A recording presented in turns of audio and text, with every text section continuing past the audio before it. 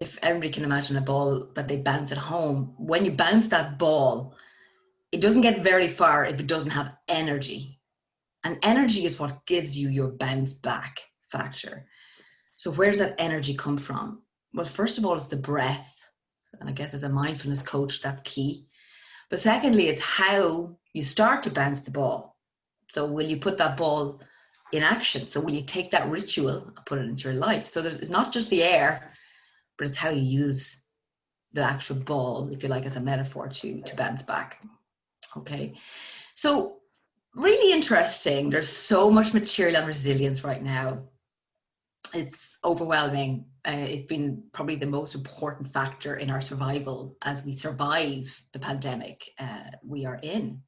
And I guess I'm a great believer that the behaviors we have in our lives, 90% of them are based on past experiences.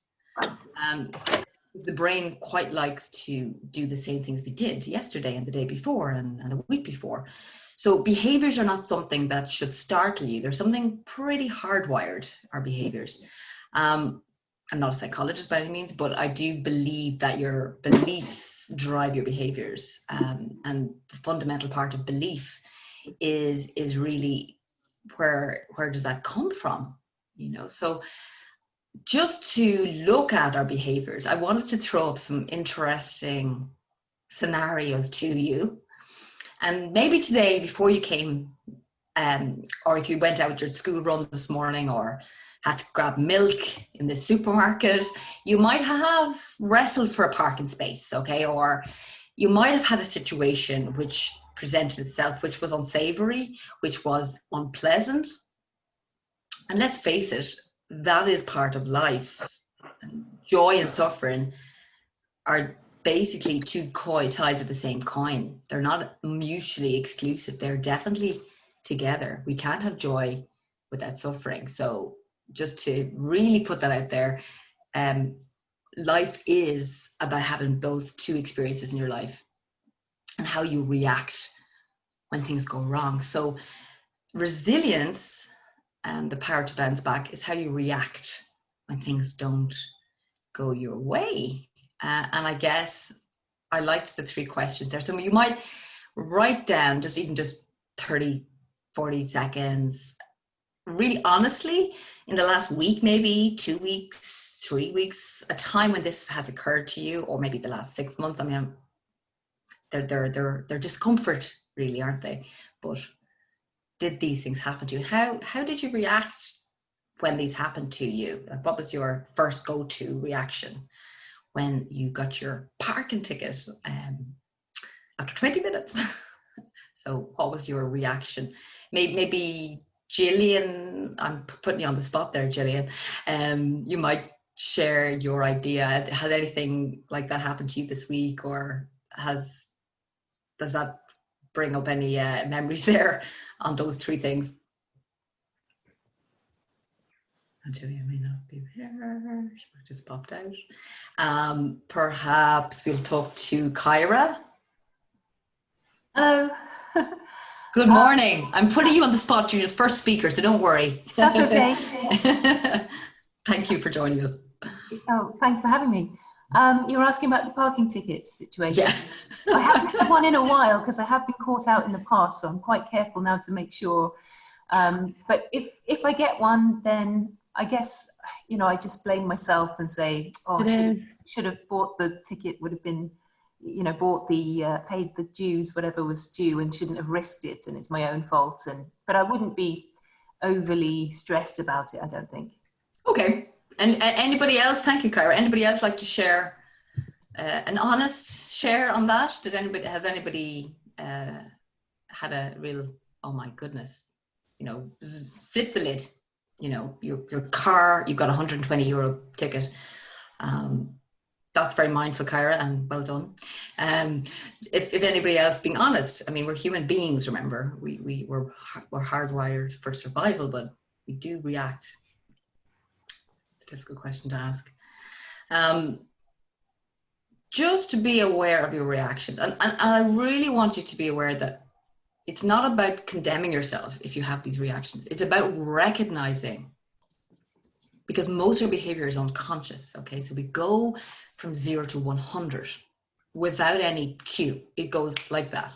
So we're trying to get that pause back in our life where we don't react quite so quickly. And that is about really being quite mindful. It does take practice. So if these situations have made you react in a way you weren't particularly happy about, first of all, forgive yourself. And secondly, there are tools to help you cope if these things happen again. And these are mild discomforts, I would say. Yeah. To say. And we are still finalising here. I'd love to listen in, but I didn't want to. Oops, sorry, I'm not on mute. You're okay. You're okay. Hello, come join us. You're in the audience now. Who is that? Sorry, it's me. My apologies. I Gillian, it's fine. Gillian. You didn't say anything. There was nothing. It's very professional. Don't worry. Honestly, you're No, fine. do you know what I'm No problem. doing? My apologies. I'm going to have to bow out, and I didn't like to do so without Okay. Writing a note. So Okay. I was sending you a message privately and reading over it in my blah, blah, blah, blah, blah, blah, to make sure.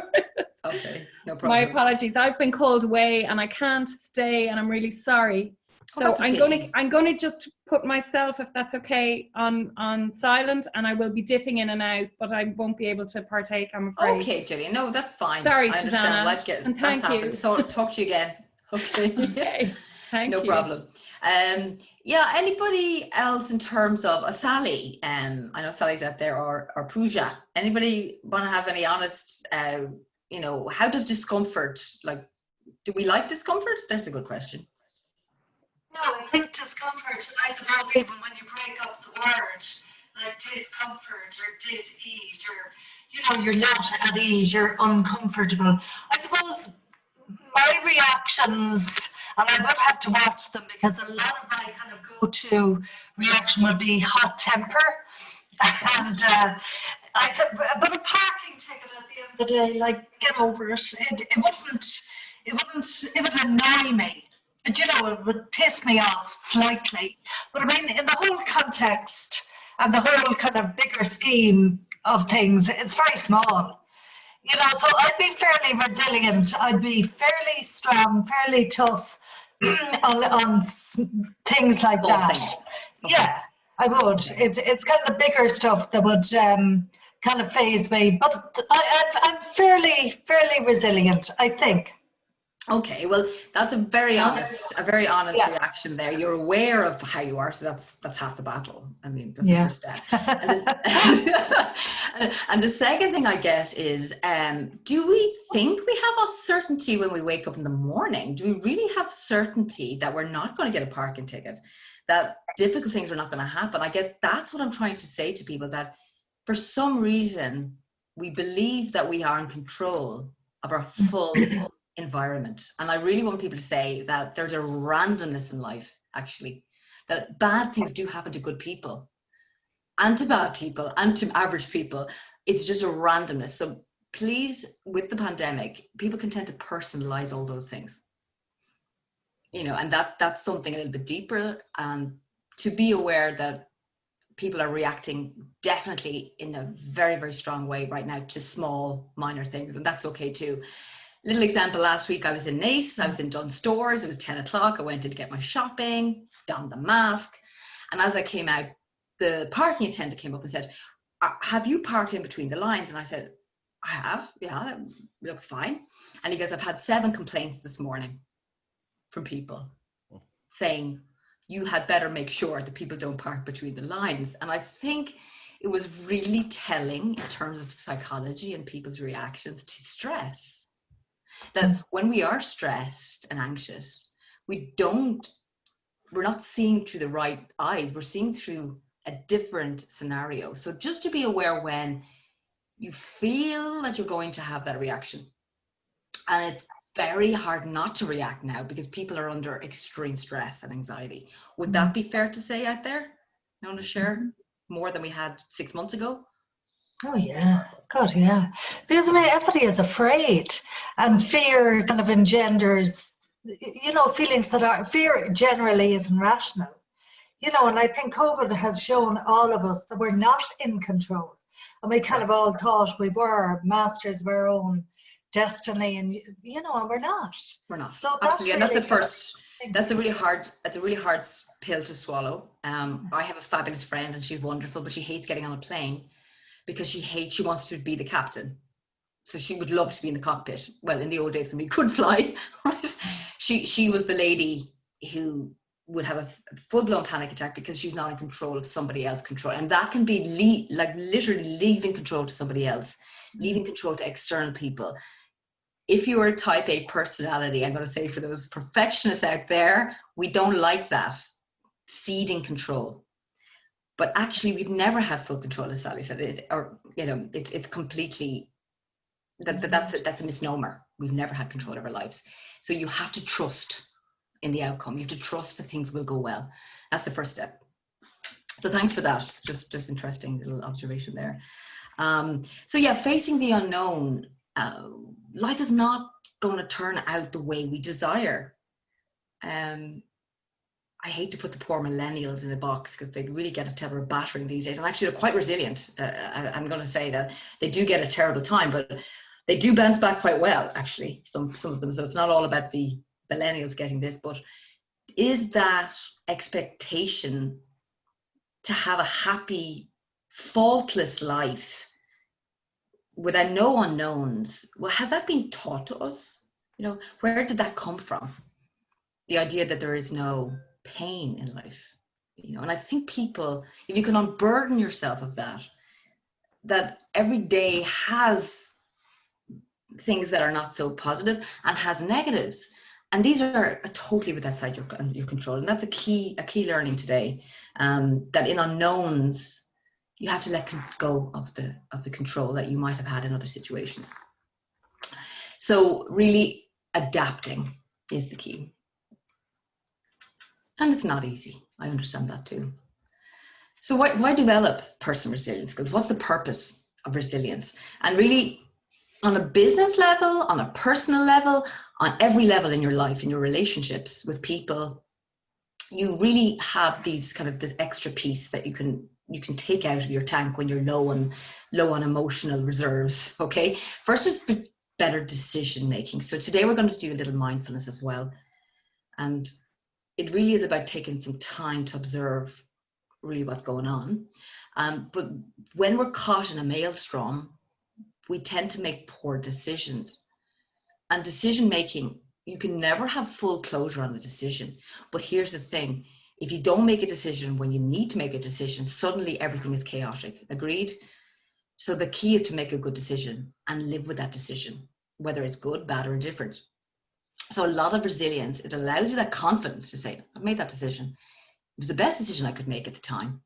And that's it. And let go of the outcome. Yeah. I think the unknowns have caused huge anxiety out there because people want to control a 5-year plan, a 5-week plan. It's not even a 5-day plan right now, a 5-hour plan. So we really have to kind of bring us right back to reality, to where we actually have started. So, anybody disagree or agree with any of these ideas? Do you think resilience brings anything else into your life?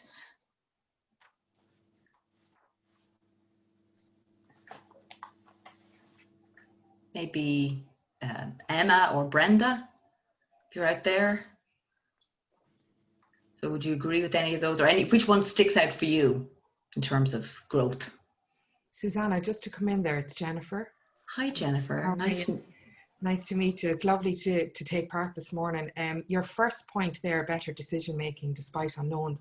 What comes to mind, it came up at another session I was at earlier in the week, is a Maya Angelou yes. quote. Do the best you can until you know better, and then when you know better, do better. And it's just that whole, I think that's it in essence. Wonderful person. Yeah, she was fabulous. Fantastic, yeah. So, I mean, that's the thing. You can't see around corners right now because the corners are changing as well. So the parameters have changed. I think that can be really difficult for people, but you have to embrace ambiguity. It's the only way to embrace ambiguity, like it's part of life, and we don't know when it's all going to finish. We don't know anything. We never did. We just have an extra piece to work with. And as you said, Jennifer, excellent point. Just work day to day. What small action can you do today in the next hour? So close that distant planning now. That's the key. Start that it comes a real near planning. So what's within our near, we have some control. What's within the distant, we have no control. Okay. So also make sure you use your windscreen, you know, in front of you, but make sure you don't use your rear view. That's going to bring you backwards. So keep looking forward and take your chunks of time shorter.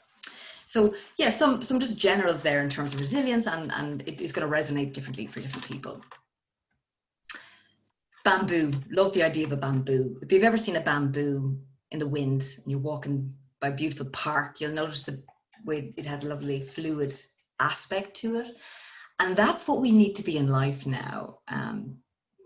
Alternatively, if you've ever seen a tree on a storm, blown into the water, you'll see how the tree, despite its original position, has different shoots off. And that's adaptation. You know, so that in nature, we survive adversity. So it's not something abnormal. It's actually inbuilt. We are hardwired to survive. That's a key word. We are hardwired to survive. So remember, sadness and anger will never actually kill you. Another good one. You can always overcome these things, but you need to be flexible, like the bamboo. Okay, so quite like that one. Oak trees are great. And we'll talk about growth mindset thinking, which is one of the coping strategies. And an oak is fabulous, but an oak needs to be flexible too. So just looking at that as a kind of metaphor. So yeah, Latin word, resilience, persistence. So you can only understand and recognize what you've experienced. So remember, we never understand how somebody else feels or thinks. We can only seek to recognize it. We can't recognize it because it isn't our experience. And that is really important in life. That your idea of resilience is different from somebody else's. Your level of patience is different than somebody else's. So really be aware that it's not just your way of looking at the world. There are lots of ways of looking at the world. People have different strategies too in resilience. Fear, Sally brought it up earlier. It's that fear. So what does fear do? Well, it grabs that little hijacker at the back of the brain, get into the neuroscience, I would call the amygdala, and this little person or thing is our emotional hijacker. So somebody walks home and they see their house broken into. Everything is thrown around. Their first reaction is going to go from 0 to 100 because you're on red alert. The amygdala is saying, I need to keep you safe here. That's a natural threat that you're going to do action. Some people get paralyzed by fear. Some people get motivated by fear. So know how you react to fear. If you freeze, if you fly away, or if you're going to fight back. Okay. So really important to know your go-to fear patterns. Now, here's the thing. You might also react differently in different situations, but fear is there to protect us, not actually make us more fearful. So use it, but don't let it use you.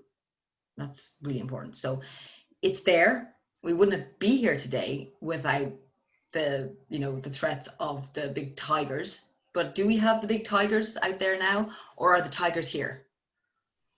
And this is what we're going to talk about today, your perception of what's happening. And I think social media, and I'd love some opinions on this, has really got into that part of our brain, which has fear mongering and told us so many things. Not that there aren't realities out there, but constantly exposing yourself to fear is not going to solve the problem. Is it? What will solve the problem when there's a fearful situation? Anybody like to contribute there? Hi, it's very nice to be on. Nice to meet you. And your name is? Brian Horvath. Brian. Hi, Brian. Nice to meet you. You too. It's lovely to be on this today. I'm finding for me, it's breath work. There's a website called Commune, and there's a guy, Simon Schwenk is his name. So he does this kind of deep breath work. Excellent. Yeah, we go through that as well, Brian. But in terms of fear, do you think that people have different reactions? Do you have different reactions to fear? Yeah. Some people explode. Some people attack themselves. Some people go still. Yeah. Okay. What about the Irish mentality to fear? I'm going to give it a bit of a cultural background here. Do you think we are honest with our emotions? Do we say, how are you feeling there today? Well, I'm grand. And you? Well, I think it's predominantly a Catholic country still, you know. Fear was bet into us at an early stage. Yeah, it's somewhere there, all right. Fear of God and all that sort of stuff. We almost have to unlearn it. Yeah. Well, you know, again, whatever rocks your boat too. I mean, faith is good. I guess the faith is in yourself. People have put faith in themselves really first and foremost now. That seems to be where we are. But thanks for that, Brian. No, that's good. It's good to have resources to calm. That's always important. So, Claire out there, Claire McInerney, any ideas on, you know, the media, or in terms of, or I mean, I should probably ask Sally that one really, actually. She's the guru out here. In terms of the media, do you feel that there's been unnecessary fear mongering, or do you think it's justified? Yeah, well, I mean, fear sells. Do you know what I mean? And, you know, the old adage that paper won't refuse ink.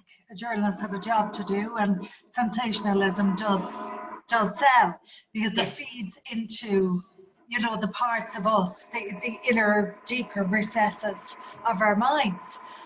But certainly for me, in my experience, fear paralyzes.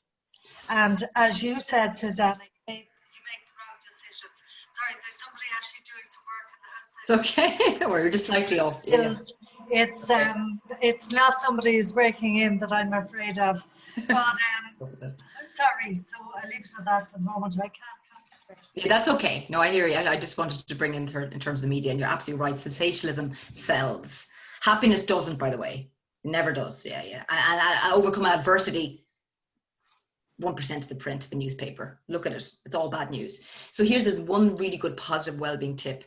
Do not read your feed first thing in the morning. I wait till about 1 o'clock. I do not know what's going on in the world. And whatever goes on in the world, I'll cope very well. Thank you very much.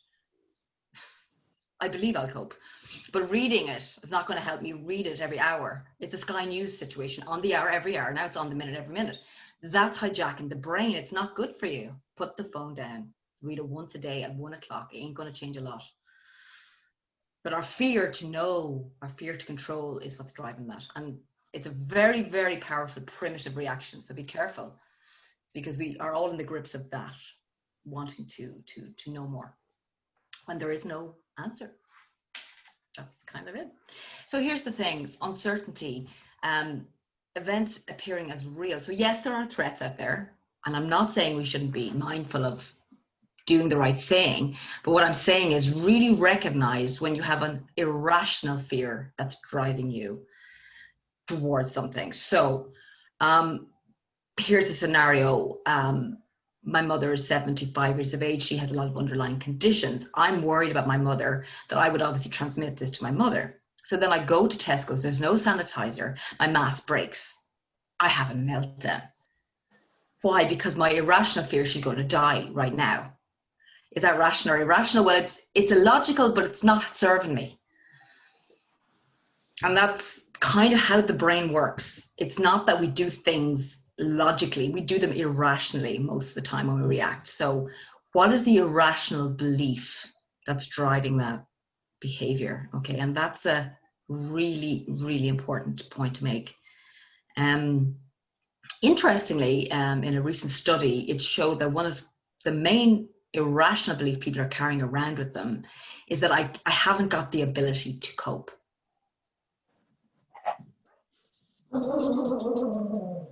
I hear laughter out there. I don't know if that's good or bad. But anybody, there's a dog, put yourself on mute, but anybody believe that is a common fear, that you can't cope?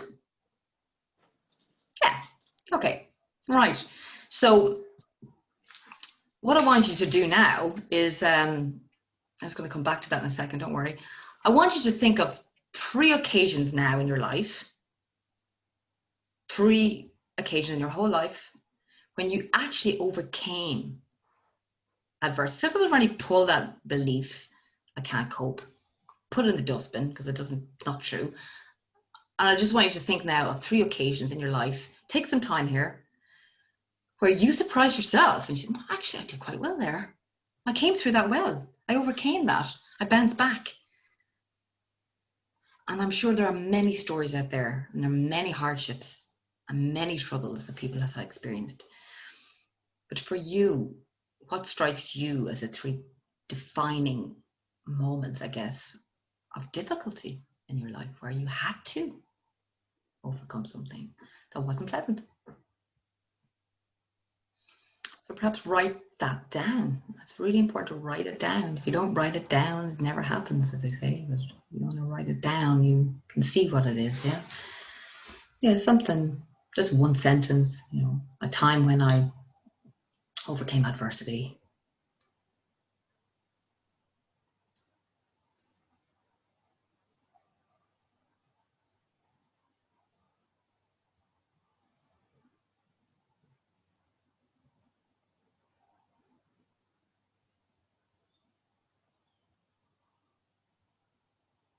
And I really want you to feel good about that situation of overcoming it.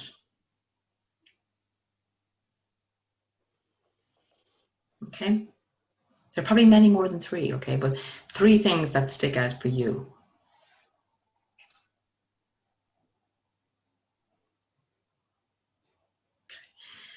So when the going gets tough,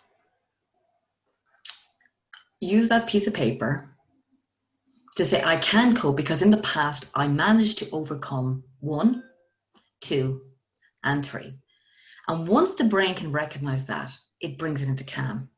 It really, really works, this technique, okay? So not that you have to have it on your fridge, but you could have it in a notebook. I carry a little notebook with me and I write little musings and things, but I'm having a difficult moment. This is a really stressful moment. I need to just look at this. Oh, well, look at that. That happened to me in my life and I overcame that. And that will give you fortitude and that will give you strength. Okay. Would anybody like, again, it's entirely up to you. I'm not asking anybody to share anything too personal. I know that's a difficult question for people, but is there anything that you feel that you were surprised, about, that you overcame out there? Maybe Lorraine or somebody who hasn't spoken already, Sarah or Tom or Del.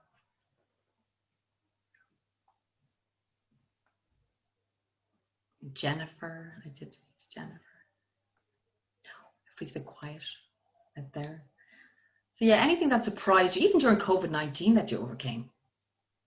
I mean, who'd have said this time last year we'd be doing, washing our hands, wearing masks, socially distancing, behaving completely different and being normal with that. I mean, it's quite it's startling that people are actually quite accustomed to it right now. So it's not, change is not so difficult. We've done it. Yeah, so that's an achievement. We're still here. Yeah, so just really powerful piece of consolement for you if the going gets tough. I really use that technique, the 3 powerful moments. And a really powerful way to do that is to think of the emotion you felt at the end of that situation. So, you know, you felt relief. So maybe you lost your business. Okay. Maybe you were on the brink of losing your business, and that's something that's looming out there, but you managed to turn it around and to feel that emotion of relief.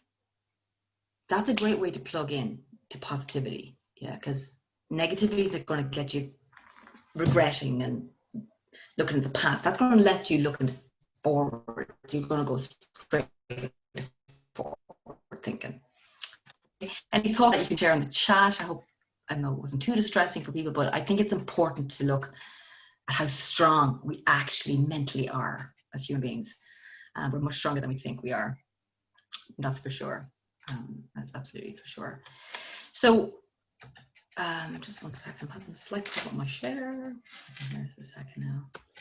Having great fun here. My screen is just stopped. There's my little fear now for presenters when your screen stops sharing. It's great fun. Okay, just a second. It'll come back. Here we go. You see, I believe it'll come back. There we go. I tell you, it's been fun for me, technology. I'm a real face-to-face person, but you've had to adapt. It's nice. It's a different way. So I guess another thing to be aware of is where we are. I mean, everybody keeps talking about thriving, okay? But I really believe that we're surviving still. I really do. I don't think we're thriving. If you all are, fantastic. I applaud you all, but I really believe we're vacillating, which is moving between like this crisis shock moment of change into sort of acceptance. And opportunity is there, but it's definitely on the 10 or 20% of your thinking, yeah? So I think we're going from crisis shock into acceptance and then back to crisis shock. So what happens to the nervous system? It gets shot, it gets tired, it gets weary. So fatigue is huge out there, huge. People are tired. So here's another thing. Make sure you make it a constant in your life if you're working from home or if you're working probably more than you did before in terms of your computer, in front of your computer. You take a 10-minute break 3 times a day. Lie on the ground. Okay, whatever. Get yourself relaxed. It is imperative for the nervous system. Sit down, put your favorite soothing music on, turn off that screen and get out of the room for 10 minutes 3 times a day. This is not lunch now. We're talking extra 10 minutes. That's what we need now. And people aren't doing it. They keep going. They're keeping going. And then we're getting burnout. So just be aware, burnout's very high out there. We're working harder. And once you're productive, stop. Take a break. Take the dog for a walk. Or take yourself for a walk. Okay. Or take your whatever, horses, whatever you do to get relaxed. But please don't keep going. That's another thing people are doing. Okay. Any thoughts on that? Yeah, I work in a hotel.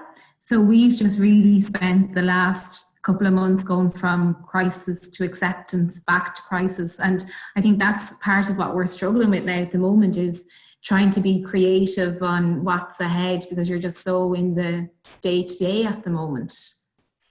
And do you think, I think this is the key thing, I think nobody has the answers. Yeah. Or you think you do, and then you're like, oh no, that's not it.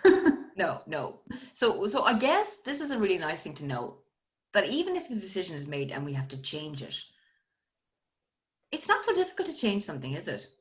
Yeah. Like the decision can be remade. That's what we have to start thinking, that we don't have this rigid path anymore. We have to use those facilities. And like you said, in your industry, it's day to day, it's hour to hour, it's minute to minute change, you know?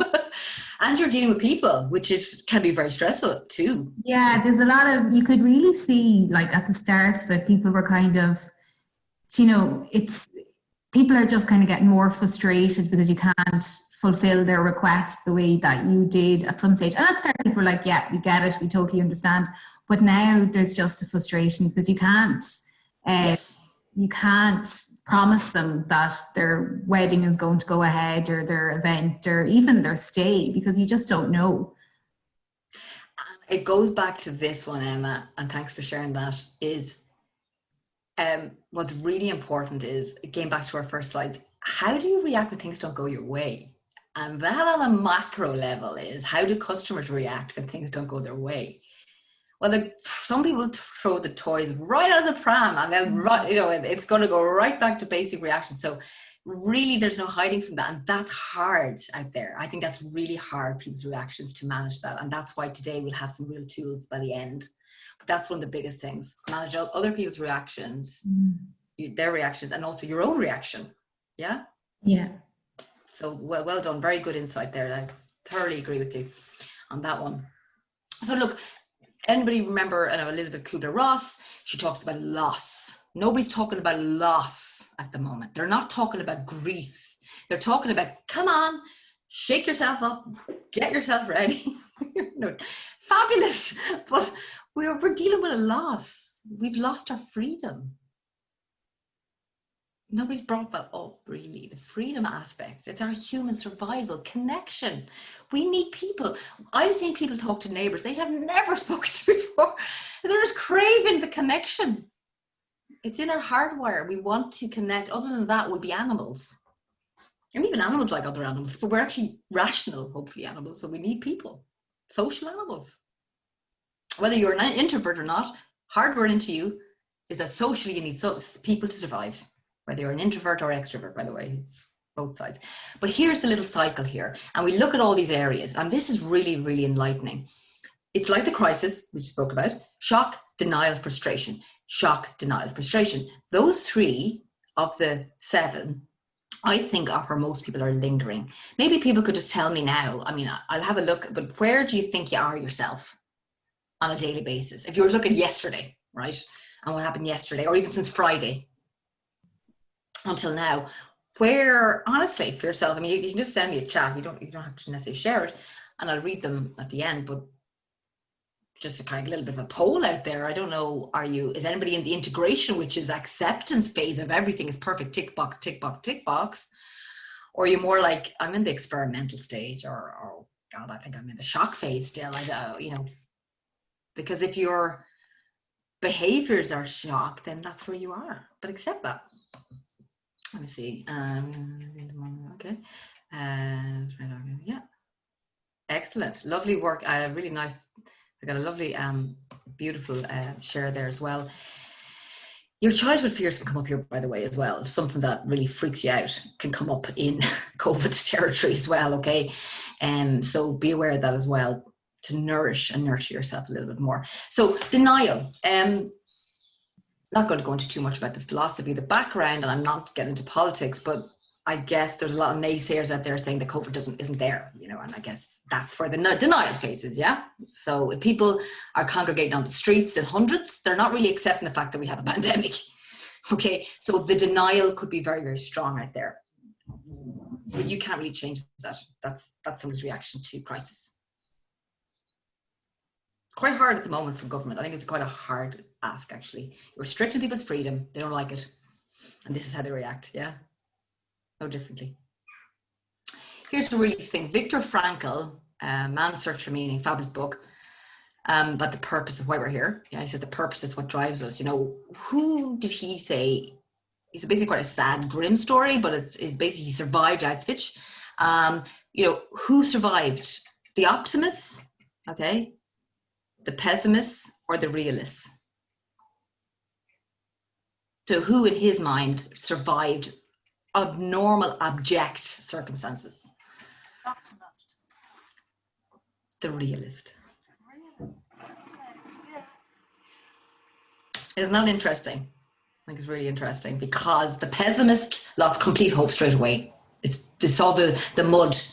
The optimist saw the stars, but the realist said, we're kind of halfway, we don't know the answer, so let's take today and one day at a time. The realist actually survived. So isn't that really interesting? So I think just cope what's in front of you. Just deal what's ahead of you. That's all you can do. Just deal with what's ahead of you, the next hour, the next 2 hours, the next 3 hours. And then tomorrow's a new day, and start again. Do you remember Groundhog Day? I don't know, that funny film, but it's a bit like somebody said to me the other day, COVID is making me quite bored, this whole, you know, conformity, you know, I have to do everything the same kind of way. And it does kind of bring that groundhog feeling. But at least every day he woke up and he thought, this is a new day, you know? And I think we have to be like that and let go of the last day, even though it repeats a bit. But you can't plan beyond 24 hours, I guess I'm saying. Without any idea on that planning? Any planners out there? You don't like that one? But really just plan in front of you, what's ahead of you, and life is good. Okay, so just a little bit of a reflection there where you are in terms of your own journey. And look, please don't beat yourself up about this. If you're in that journey and you're in that stage, just accept it and just go with it. It'll pass. So the key here is not to obviously beat yourself up about this, but to build yourself up with the awareness. Yeah. So yeah, just going to take a little time. We're sort of about a 5-minute away from a little bit of a break. But I'm trying to get back again. I'm having a moment here because it's the amount of people on the share. I can't go quite as fast into my slides, so we have to be patient. So I'm going to allow everybody just some time for themselves for about 5 minutes. How does that sound? That sounds good, I think. So before we break, we have about 5 or 6 minutes, and I want to do a little mindful meditation with you, just something very simple, yeah, that you can do any time during the day. And this is one of the things we've been looking after the break of how we cope a bit better. So just before we talk about mindfulness, why does it work? Because we're not aware of what we think 90% of the time. Because the thinking has already occurred and the behaviors have already acted out. So most of the time we're not aware of what we think. That's just a given, yeah.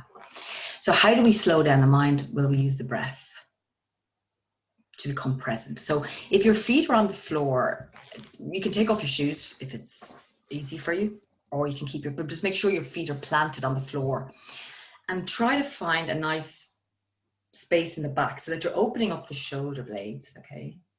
And you draw those shoulders down. So let's just take a little relaxation first. Just draw up your shoulders to your ears and just drop all tension. So we hold an enormous amount of tension in the shoulders. Just drop it all down.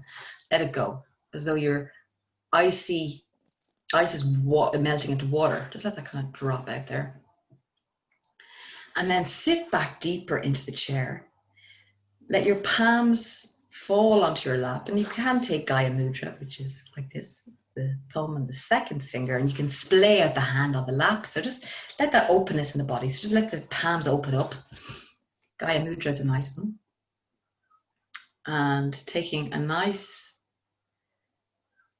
presence here, just place the feet on the floor and gently close the eyes now. So start to allow yourself to go within. And as you close your eyes, you might become aware of the breath filling up the lungs. And as you exhale, becoming aware now of the energy as it releases through the mouth. So simply follow now the sequence of the breath. And if you can't hear or feel the breath, all you need to do is place your left hand on your abdomen, on your tummy, and just do that. And connect now with where the breath rises and where the breath falls. And softening the back of the eyes, dissolving down the shoulders, lift up through the chest, open up the collarbones, and start to breathe through the nose for a count of 5. Close the eyes and then hold the breath for about 4.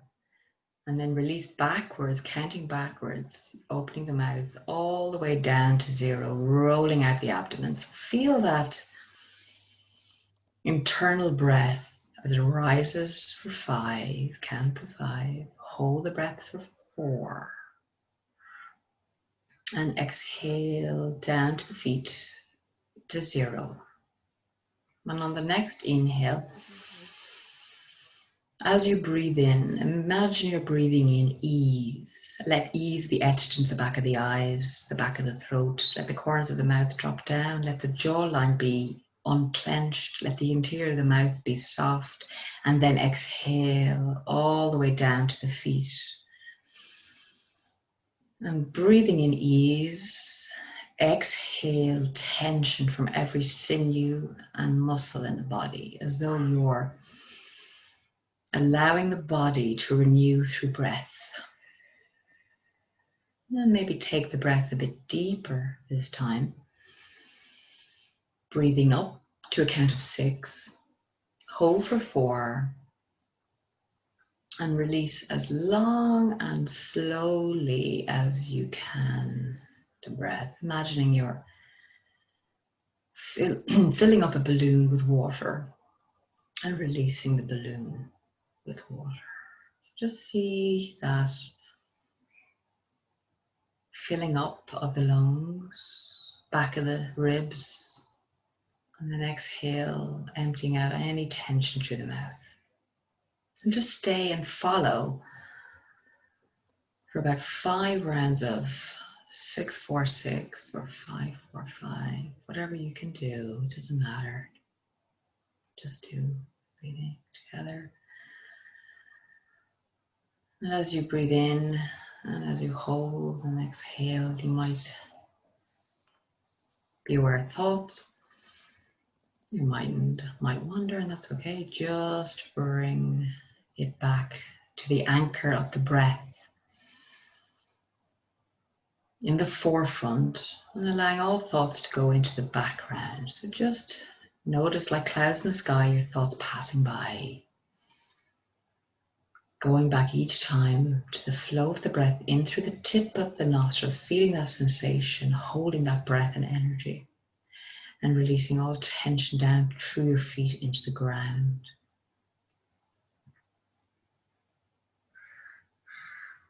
And if any thoughts arise again, simply label them thinking, and go back to the present moment with the breath.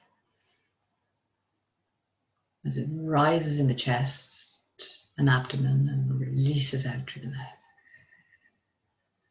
And bring an upright quality to the spine. Roll the shoulders back and allow yourself to feel this sequence of inhale, hold and exhale. Soften through the corners of the eyes. And on the next in-breath, I want you to imagine a tree and a mountain that you might be familiar with, or maybe a large mountain range.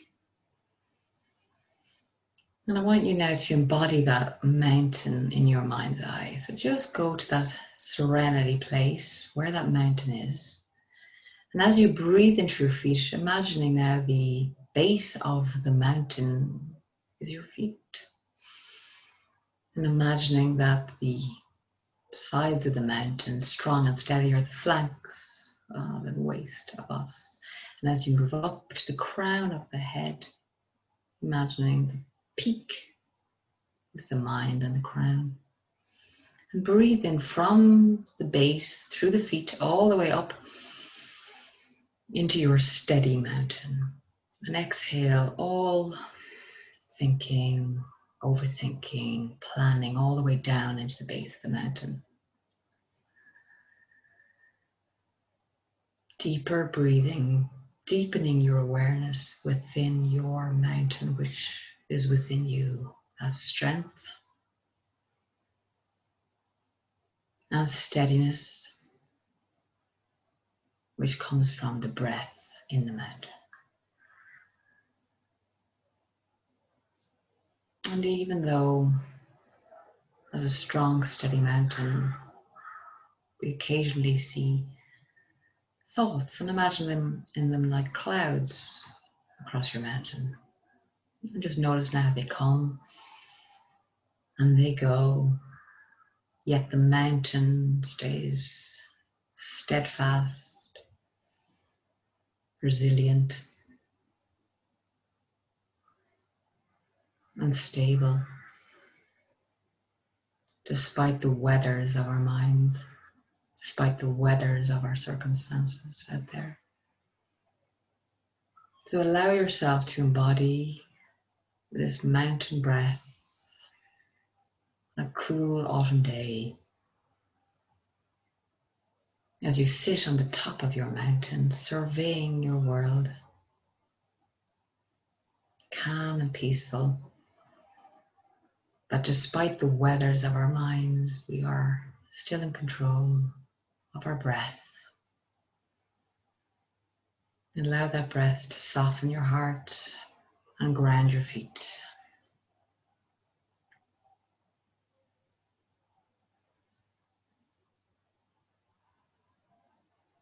And taking a deep breath in through the feet, all the way up to the top of the crown, the peak of the mountain. Let there be a half smile at the back of your mouth and a half smile at the back of your eyes. And imagining the curve in the sky, grand, great sky ahead. And exhale all that tension down through your mountain, through the base, into the floor and earth beneath you. And then dropping the hands onto the lap.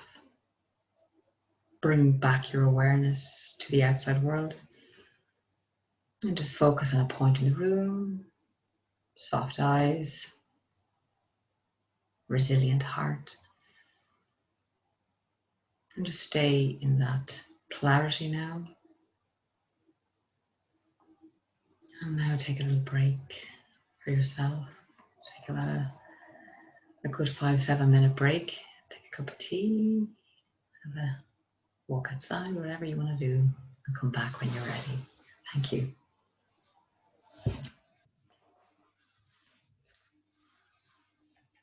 See you in a while. Just take some time.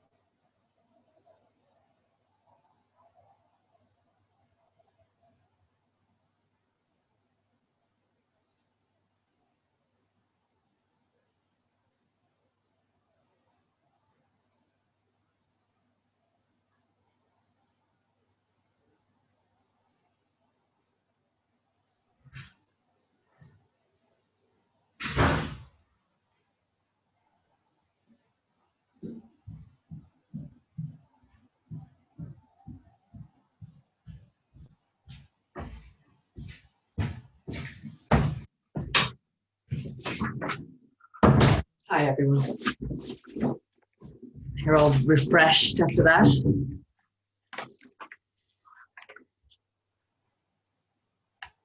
So you want to take off your, if you want to start your video and say hello, it's good too.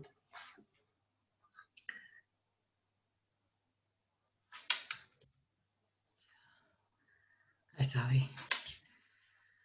So yeah, we've a lovely group today. Quite a big group actually as well. So a good question. Just got one or two questions here I'm looking at.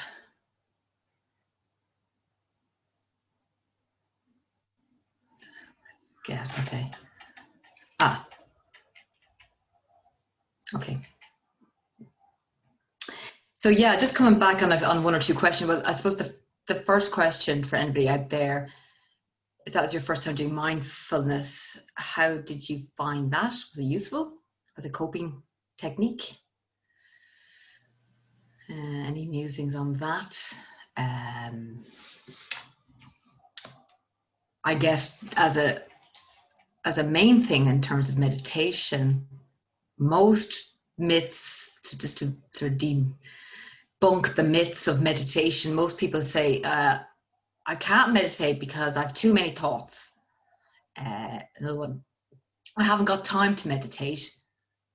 Okay. Another one, this isn't working because I'm thinking too much. Okay.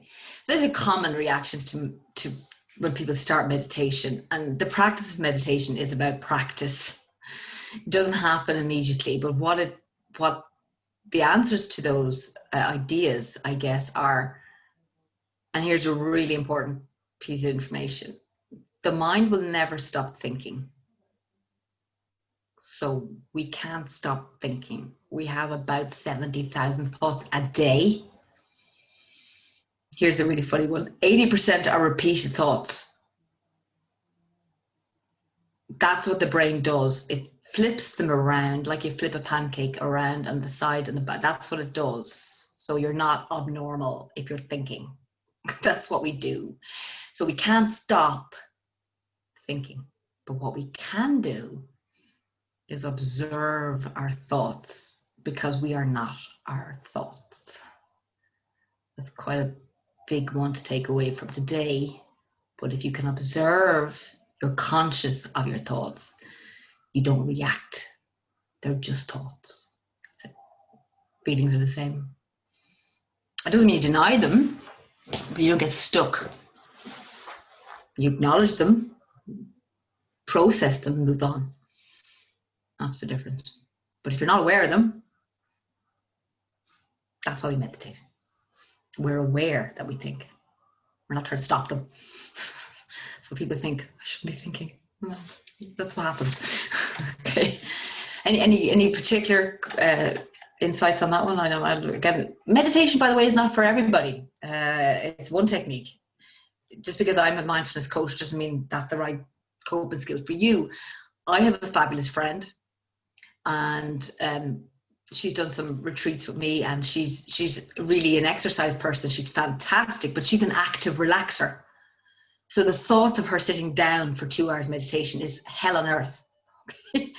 Here's the thing, she probably doesn't get quite benefit out of it, but when we did walking meditation, she's flying.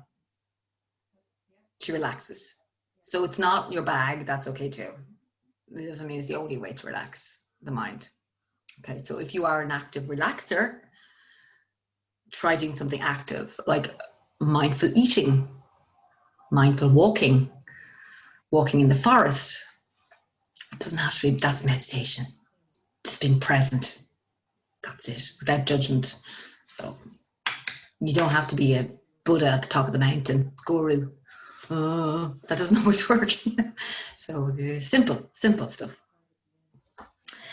Okay, a few questions came in there. I know Kyra brought brilliant. I'm sure this relates to a lot of people before we go through the next stage of the coping, have they actually more coping behaviors. So I hope people are finding some of this stuff useful.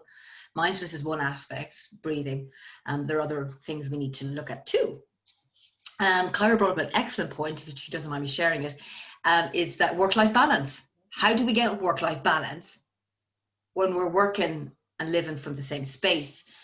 And it's an excellent question. So here's a few remedies for that. First and foremost, you have to create a boundary situation. And that means you have to have a boundary in your office like you would in your own office in town or wherever you were. So if you have little children and they're coming in, have you dogs and distractions, accept them, but only bring them in when you haven't got high priority tasks. When you have high priority tasks, like an important conversation, that important call, you need to outsource that to somebody in your house. You need to say that this is my time. I have a priority. So when you're doing high priority tasks, you need to have your alone time. When you're doing non-priority tasks, which are sort of ritual, rudimentary stuff, task-based stuff, let them come in. Give them something to play with. Be creative. Let them come into your space. I think it's not letting them come into your space is causing you more stress. Yeah, it's going to happen. Yeah, agreed. So that's a good way first, is to create a distinction in your day between the top 3 priorities you need to do every day and the rest that are not urgent. And the non-urgents, you can be distracted. It takes longer, but that's what we live with. So I think trying to have a zone where you can't be distracted is impossible. Yeah, when you're working from home. That's, if you have little children, young children, it's part of your life. Make it part of your life. Embrace it a bit. Another thing is sleep. We'll go into this in a second, but boundaries. Make sure you are not eating and working from the same space. So please, like you would at your desk, and come away from your desk, turn off the computer and go for a walk. Great way is to walk and talk. Get out in nature. If you have a phone call to make, walk and talk. It's really good. Make that conversation. Have a friend conversation at lunchtime. Get out of the house. Really, really important. Or get a dog. If you haven't got one, they're life-changing. I've just got one. They're brilliant. They don't take no for an answer. You have to walk them. So personally, that's worked for me. Or cat, maybe not a cat, but or cheetah if you can get one. Whatever, whatever's out there. Anyway, you've got fabulous county in Laois. It's amazing. You've got the best, like bountiful, countryside out there. It's beautiful. So no excuses. Okay. So that's really the question. Does that help, Kyra, in terms of boundaries, or did you find that useful for you? I think she's coming back to me there. Well, I suppose I've got kids, I've got a dog, I've got it all. Okay. Okay. But I found, especially, I run a hospitality business from my home, so we have a camping site. So there's people, in busy times, there'll be people here so kind of on call all the time to them. And then through the COVID times, we're sort of through our busy time now. Right. It was very, you're sort of on call with people here in person, and then there's calls coming in, emails, everything. And then you're trying to mind kids. You can't outsource the minding of kids because you can't send your kids anywhere because of, lockdown and all that. So it's probably more so in hindsight, but just if we went back to that, my sort of in the back of my mind, we've already had 3 kids from 5 to 11. They're all in primary school at the moment, but they went back for a week, and then there was a positive case in one of my classes, Yes. and they were back again. So, you know, they're hanging in there till September to get, you know, get loads done, bit of quiet time in the office and all that. And then they were back off, they to isolate, they'd be tested. Now they were all tested negative, that was grand. So back to school now. But Oh my God, I hear you. that, you know, this is the start of it now through the winter, that as soon as someone gets a cough, someone's going to be tested. We're all going to be home for 2 weeks again. And so through the summer, you know, I got through it. And like you were saying about building resilience, and with every knockback you've overcome, then that's great. But then the more and more knockbacks there are, the more changes there are, the more that's fatigue on you. So you're trying to mind your family, keep them going, keep your business going, you know, be positive in everything you're putting out online and personally and on the phone, and you're getting queries. And like somebody else mentioned, Emma mentioned about, you know, some guests are very understanding, others less so. So you're dealing with all of that, and there's Let up. No, exactly. Now, as I say, we're kind of coming into a quieter period now from a business point of view, but we're kind of working on building up the business for next year and trying to, you know, see where we're going with that, and sort of be positive that way. But that requires time and thought. And as I say, I'm quite a introverted person. I love people. And actually yesterday I realized how lonely I was. I was having this big long conversation with a lady in the shop that I didn't really know that well. She's lovely, she was really interesting. And I thought, God, I'd actually like to sit down with one of my friends and have a big chat. But, you know, a lot of people are afraid to come and meet up with you. And that's sort of becoming more I'm becoming, because I'm less busy, I suppose, I'm becoming more aware of. And how does that make you feel? Just, I suppose, just a bit sad, really, and just and also the sort of ongoingness of it. And you're just kind of thinking, you know, if through the busy time I was getting up really early, like I'm a late night person, I don't really like mornings, but in order to get work done before the kids were up around 7 or 8, I was getting up at 5 o'clock in the morning to get those important tasks done, and then I'd still be trying to get them to bed, then getting later and later, so they wouldn't be going to bed till 9 o'clock. So then I'd say I have to stay up for an hour or two just to get some time to myself. So here's the thing. Have you put the 80-20 rule in here? Have you lowered your expectation and just ripped out the stuff that's not urgent anymore? That's actually distracting you. Like if you were really, really honest with yourself in your day, they say the average person, I'm going to be really frank with you, spends 2 hours, 30 minutes a day working in an office. That's quite stark. So we've got all this free time, but we're building it up with non-urgent tasks.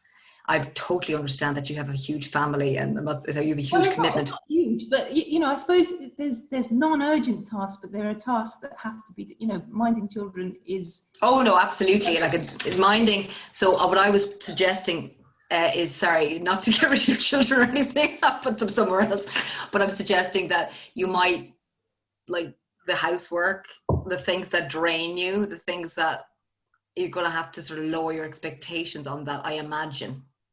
My expectations are pretty low already. I'm in the tidiest place in my house, but. Okay, I hear the frustration. No, look, there's no band-aid to fix that. There's no quick fix I can say to you, because that is frustrating what you're living through. You're living through a lot of challenges there. My goodness, I mean, especially with the kids coming back, like that's a huge challenge. But can you manage your reaction to it? Yeah, and like you're saying about the mindfulness, I'm doing yoga online with fabulous Black Hill Woods in Abbey Leaks. They're brilliant. They set up, talk about pivot and shine. They've set up online yoga. So, you know, but I have to sort of fight to get the chance to do that. And, I understand. No, look, you have a lot of challenges out there. There's no doubt about it. No doubt. Anybody want to share or give a little bit of comfort to Cara? Anybody got any insight from the gentlemen out there? I have a lot of ladies. What about Tim or Tom? I know there's a few out there. Porrick. Anybody want to share? You've lived a life too. Want to share what any advice there you'd offer? Oh my goodness. Might I pop in if that's okay? Yeah, please do. Sorry, I just don't have my video on for the whole lot. I'm kind of in a retail park at the minute where we're operating. Anything goes now, Eric. Anything goes. It's pushing mobile, kind of working to the absolute limit. But yeah, similar to myself, like over the past month, we've had kind of issues with getting stuff ready and stuff, and we've had to kind of like really tailor back what we planned. I would say we're only kind of doing 50% what we wanted to do, but in terms of production, it seems to have helped a little bit in terms of what we're getting through now. It's just kind of doing exactly that. It's kind of, we've been trying as best we can to look at what's important and what's urgent, and just kind of concentrating on the urgent stuff.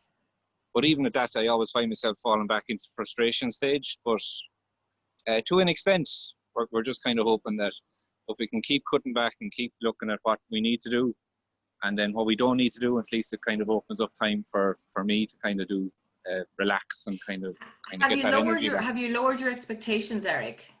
To an extent, yeah. In terms of our ambitions, I suppose, for the year.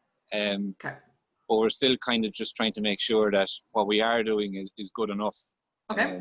And just good enough. This is a great way of just sharing this. Just good enough is good enough right now. Write that down. Yeah, exactly. Yeah. Just good enough is good enough right now, and that's all we have. Yeah, that's kind of it. That's all we have. We were just kind of in the next 3 months. That's just what we're going to do. Just concentrate on one location and the product we have.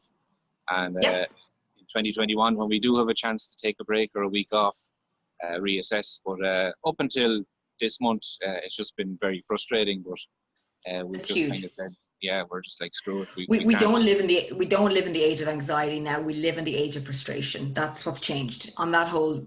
That's where a lot of people. I hear a lot of frustration. So look, I'm totally aware that people are frustrated out there, and that's to be expected. But we have to move through the frustration too, because it's not serving us. It's not good for your health either. Yeah, that's kind of it. Yeah. Not easy though. I really believe that people get stuck at the frustration stage for a long time. It's a hard stage. So myself included, and a lot of commitments out there, but you can't change what's happening. That's hard. But you can adapt your reaction and adapt your life a little bit. There is some control there, but not a lot on some people's levels. So I understand that. Tom, any insights there? Thanks a million, Eric. Not particularly, I suppose. Thank you. I wish I knew how to compress our work into 2.5 hours in a day, like you were saying there. I don't know if that is true. We're working harder now, though, aren't we, Tom? I think it was an average statistic. I think in companies, when they surveyed. I mean, look, this is a company stat. I'm not sure if it's true. Entrepreneurs work 25% harder anyway, so we work out very hard. A lot harder, a lot more hours, and look, I suppose the frustration for us, the only thing is there's no end in sight. We've nothing to look forward to say, here's the day, it's kind of over. So it's just constantly just getting on with it. And it's very frustrating. It's all of the topics that you've discussed. So I suppose to some degree, these meetings are a bit like a solidarity, that people are in the same boat. Of course. Everybody's feeling the same things, and there's no magic. Well, Tom, just don't say that yet. Don't be disheartened. By the end, you'll find some insight and some light at the end of the tunnel. I promise you that. I did commit that, and I'm just keep at this space. Oh no, I understand. I know. I completely recognise frustrations out there, and people do feel at the end of their tether. Yeah. And they want something to look forward to. I think that's an excellent point. People want something to look forward to. Yeah. Okay. And look, even very simple things like supply chains to, well, unfortunately, just about, I suppose we've all discovered just about everything is coming from China, but packaging in particular. So our orders for Christmas hampers and stuff are dramatically impacted by that kind of thing. And it's very frustrating when you can't get products that you're buying them from European suppliers, but you discover then they're coming from Asia. Hands up, everybody who feels frustrated today. I can see you now on the share, because I'm just going to go into this. Hands up.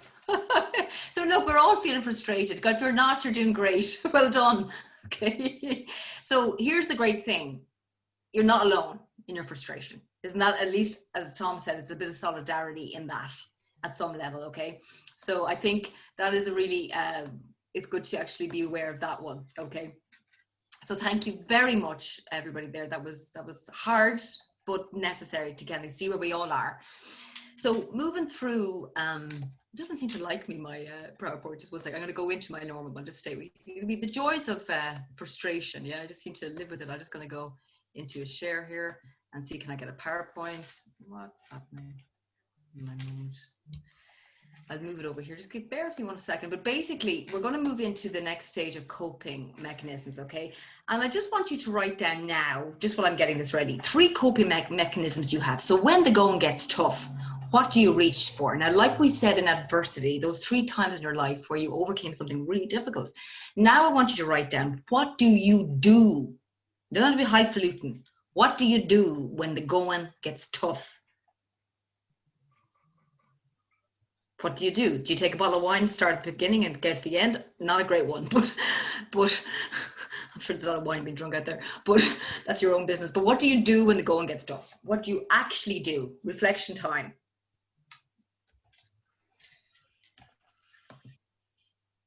So what do you actually do, not what you think you do.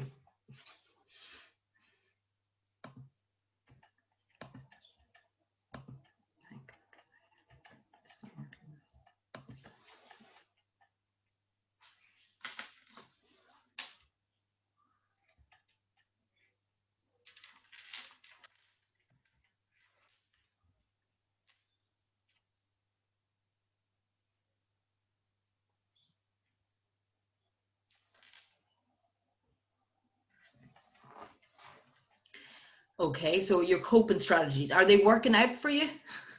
Show of hands. Okay. So good, that was nice. If your go-to is shouting and stress, it just makes you more stressed, agreed? It can happen, but it doesn't help you. So maybe resolve to kind of find a different way of coping. Forgive yourself though, but 1 out of 3 times now you could make it a little bit less tense. 2 times you could lose it, 1 time it could be good. That's it, that's progress, yeah? Do you notice your red signs, your flags? Do you know when you're getting stressed? That's a really quick, are you aware when you're actually going to flip the lid? Tim, out there, and I think it's Geraldine. No, it's Lorraine. I beg your pardon, Lorraine. What do you think? Do you know when you're going to flip the lid? Do you get that warning sign, or is it just not to 100? Yeah. I haven't heard you yet, Lorraine, so I said I'd call you in. Right, yeah, no, sorry. I've been doing Bob's here while I'm listening to you. Yeah, I guess I can feel the heart rate and my temperature rising, and you know, I just know that the palms begin to sweat. Anything you do? I suppose, well, if I'm really, really stressed and anxious about something, praying would be what I'd turn to. Yeah. That works for you? Yeah, and if I'm starting to panic or anything, I suppose deep breathing, I would like that. And by the way, if anybody has a panic attack, which is very common at the moment, a really quick way of actually stopping the panic attack, okay, is to breathe. And if you can't breathe, just to show people, this is your hands, okay? You go 3 times. It'll stop anybody having a panic attack there and then. Okay, so if anybody around you is having a panic attack, just have that one. Kids as well. There you go. But thanks, Lorraine. That was good. And breathe through your mouth, Susanna. What's that? Breathe through your mouth. No. Do that. Oh, through the nose, but you're inhaling deeply.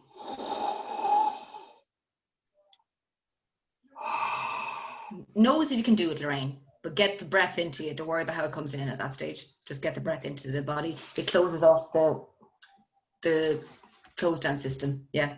Alert, makes you alert. Dizziness, really good. Okay. Anybody else having a few of those out there? Just might as well get to it. Your reaction is panic.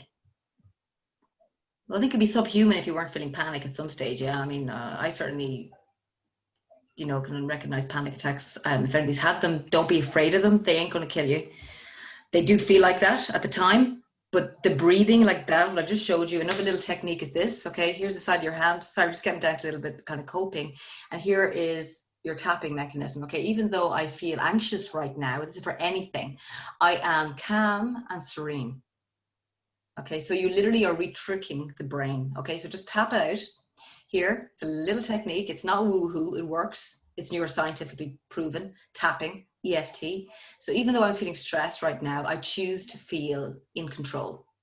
And then you take it up here. Even though I feel stressed right now, I am choosing to feel relaxed, whatever you want to say. You take it here. Even though I feel stressed right now, I choose to feel relaxed. Take it down here underneath the nose. There's lots of tapping points, okay? Same thing. Even though, you must start off with even though I feel the sensation, I am now okay. Simple. Even though I am feeling overwhelmed, I am coping now. Bow tie. Even though I feel overwhelmed, I'm coping right now. If you do that cycle, all those tapping points, okay, so here, here, here. If you forget a few, don't worry. Here, here, under the arms, on the head. You retrain the brain and get it straight out of fight or flight, straight out of your panic, straight into realistic, okay? That calms the nervous system down. It's really powerful. So really do use that if anybody's suffering, not sleeping and overthinking. So state the problem with even though I am. However, I am now choosing to be calm, happy, relaxed. State the problem, then bring the solution, tapping. Okay, so that's a really powerful technique. And it's really, honestly, it's life-changing. And you can repeat several times. By the third one, you will have forgotten what you were worried about. It'll just be your body's in calm. Okay, so it's a really powerful one to teach your friends or your kids. Honestly, I love that one. Really, really works. Okay. Anybody else got any other techniques that they like to use? Suzanne, there's one that I use in meetings that maybe is a little bit distracting. Hi Tim, nice to see you. Likewise.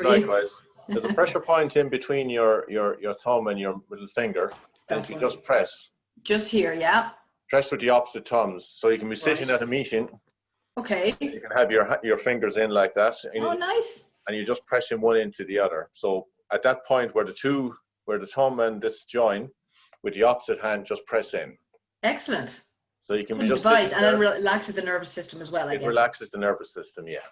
So they're free and they're portable, aren't they, Tim? That's a good, like, we have everything we need inside us. We don't need anything else. It's portable. Well, back in the day when we used to be sitting in the airport waiting for our flight to take off and you're a bit annoyed with everything going on around you, it's a nice calm way of not letting everybody know that you're a little bit wired. So it's excellent. Good advice. I like that. So look, we've got some wealth of information out today, so I'm delighted. So thank you for that. So look, you can soothe yourself.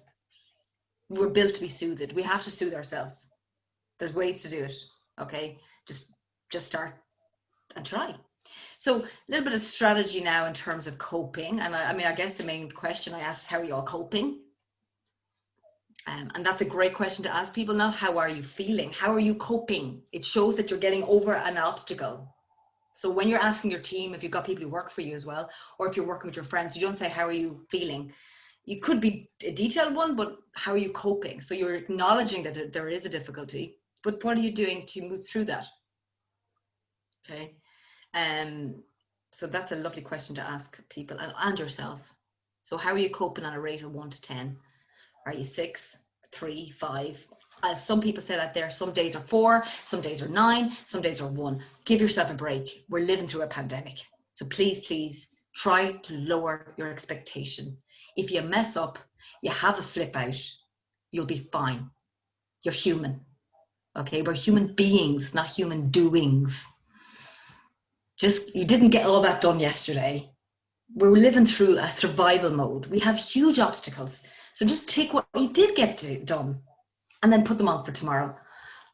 Coming back to my question, is your schedule realistic given the circumstances we live in? And just pare it back. Take 2 or 3 things off your task list and go and have a walk. It may not be urgent. Okay. Yeah, Maslow, we all know about survival, you know, the whole idea of the Maslowian kind of idea. If you're looking at before the pandemic, this was beautiful, okay? We were all moving towards self-actualization. We were like, I want my full potential here. What's my purpose in life? Now we're looking at toilet roll, you know, that's what they said, the toilet roll and the Wi-Fi is at the very bottom, okay? Our basic needs are not being met. We're not in a place that we can think lofty thoughts. You know, it's quite hard to be creative and a great writer right now because we haven't got the basic needs met, yeah? So if your safety is compromised, if your job is under threat, if you're feeling worried about finances, that was lovely to feel you could get to the top before the pandemic. But this is where we are now. I'm not to put it black. I was trying to get a colorful slide for you, but it's the self-actualization, the love, belonging, fabulous concepts. But we're down on physiological here. Have you got enough money to feed your family? Will you have a paycheck next week? You know, will I have a job next week? They are real threats. And of course, that's going to grab you right there in the gut. It's going to grab you. So don't think you can start moving up to thriving because we're still surviving. Does that make sense? So I think that's a really good visual there to give yourself a break. We're in survival mode. So we need to nourish this side a bit more. Is there anything we can do in our day-to-day lives that we have control over? What do we have control over? Now let's write that down.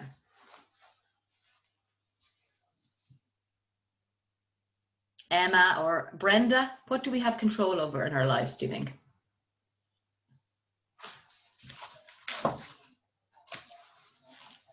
Let's move on down a little bit more. What are the things we have control over?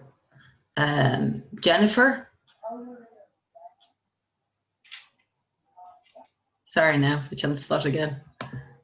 You're okay. I couldn't find the unmute. Hey, look, it's the line of the year. I couldn't find the mute button. Go on. Yeah. The question there was what we have control over. And one of the things working remotely that I have more control over is, I suppose, the structure of my day. Okay. And I know, like what other people were saying, you know, we're trying to fit things in around, but to have the flexibility when you're working remotely to do that as well. So things like, I suppose I'm grateful to have control over the healthier eating. Great. That in turn then helps the rest of the day. Absolutely. So would you say you're eating, you're entirely in control of your eating? Well, most days. The bad days, no. Just Eat is on the phone. The app is on the phone, unfortunately. But no, in terms of controlling the things that you can control, controlling what I eat, the bit of exercise, the to-do list, knowing in full honesty that I mightn't get half it done because of distractions, because of interruptions, and not melting down when that happens. But structure, creating a structure for myself, it is within your control then. So there are things I can would you control. say it's important to be really realistic about your schedule and your commitments every day? So if you don't feel up for it, don't meet people, by the way. Yeah, absolutely. One of the things I did recently was sign up to Derval.ie, Derval O'Rourke, the Cork lady, but she has some fantastic stuff there around Pilates, and she's doing a hit. So there's a lot of stuff out there now. But what about Susan? Thanks a million for that. I really appreciate it. Good insight. Susan, what do you think? Anything in control there? So that'd be a bit similar with Jennifer. I suppose one of the things that I'm like all of us working from home, I would have a very structured day when it comes to the role that I play from employment side of things, and regular appointments, boom, straight after the other. But a big thing that I've taken a lot of control over is my exercise and taking that step outside. I'm a real active relaxer. I don't do the whole sitting down thing, doesn't work for me. But I've the likes of not taking my music, my headphones with me when I get out and about now. I exercise quite early in the morning. The little lad goes to primary school and I'm out the door for a run first thing in the morning. And I set myself challenges now. So the likes of all of the runs being virtual runs now have been huge. There's a lot of community spirit, isn't there, out there now, Susan? Yeah, like community spirit. I think at first a lot of events being cancelled were quite difficult to deal with. But now that everything is virtual, you still get to do your event. Your medal comes through the post and there's still that sense of achievement and you have control over when you do it. So would it be fair to say for everybody out there, like Susan has said, control the controllables and let go of the uncontrollables. If there's one thing you remember, so let go of the uncontrollables. Okay, uncontrollables of the weather, what the government do, what's going to happen with Corona. Okay, what's going to happen with the economy. You don't have control directly. Let go of them and go back to the controllables. Sleep within our control. Put the phone away. Go to sleep early. Get an hour's extra sleep. It's so important. Eat well. Okay, why are you eating? Why are you going to the fridge when you're stressed? Ask yourself that question. It's a good question. It's hard, but it's true. Other one is how you exercise. You know, really how you exercise. So I say sleep, eat, exercise, mindfulness, and gratitude is the 5 cornerstones of a healthy life. How you sleep, how you eat, how you exercise, how you're mindful, and how you're grateful. Those are within our control. Use those and they will fire up 80% of your coping skills. Yeah, so let's get the basics right first. They're within our control, yeah? So that's, you know, this is a huge subject. I could talk about this all day, you know, but it's not about that. It's about what you kind of can get out of your situation. So what I'm saying is the quickest wins against stress and anxiety for people out there who are frustrated is to sleep better. If you're not sleeping during the night and you have insomnia, you need to take a nap during the day. If you have young children, you need to learn how to sleep for 5 minutes every day. Close your eyes. It's an art. Okay, breathe. There are ways. So if you don't sleep, it can be painful. It affects the rest of your day. But if you had a bad night's sleep, you'll get a better night's sleep tonight. Try not to get frustrated about it. People get very frustrated when they don't sleep because it affects them physiologically. But tonight will be better. Think positively. I'm going to sleep tonight. I'm going to get 5 minutes today when I'm connecting the kids and I'm going to close my eyes. Okay, so you can't move, we're talking about Maslow, you can't get happiness or you can't be resilient without having these wins in your life, yeah? So look at now your aspect of your life, one area that you can put action in, one area, maybe it's a 5-minute meditation in the morning, 5 minutes before anybody comes down in the house for school. Take that 5 minutes, be ruthless about it, it's your health. Eating, put 2 power foods a week in, do a smoothie in the morning, they're fabulous. Stick in some spinach and banana. I do it in the morning with coconut milk. It's superb. I am flying out the door. I don't have to think about my breakfast. It's done. Okay, so look after yourself first. So remember, put on your own oxygen mask before you put anybody else's on. Yeah, for all those nurturers out there, look after yourself, your health. There's no way of sidestepping that one, okay? And I'm delighted people are doing exercise. That's fabulous. So here's like the coping skills. I hope I'm not going, I know it's gone so fast today and I'm sorry about that. We've really gone through a lot and there's a lot in this material, but I'm just going to go through the main sort of areas that we can use. Okay. And we'll just stop on each one. This is about what to do to control the uncontrollables. Okay. So in the medical profession, people are trained to use the stop technique. This means before you react, okay, before you react, you have to think about your next situation. So they stop, take a breath, think, observe your surroundings, what's out there, scan the supermarket, you're scanning the whole time. We do it anyway. And then proceed with intention. How do you want to proceed? So don't let your amygdala grab you into absolute reaction mode. Respond from stop. Take a breath in. Exhale.